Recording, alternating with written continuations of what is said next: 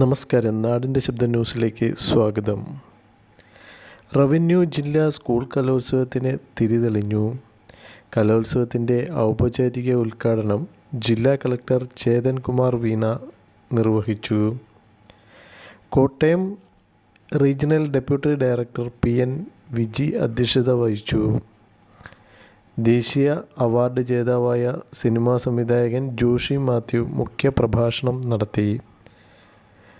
വിദ്യാഭ്യാസ ഉപഡയറക്ടർ honey G Alexander പതാക ഉയർത്തിയതോടെയാണ് 36ാമത് Kottayam revenue ജില്ലാ സ്കൂൾ കലോത്സവത്തിന് തുടക്കം കുറിച്ചത്.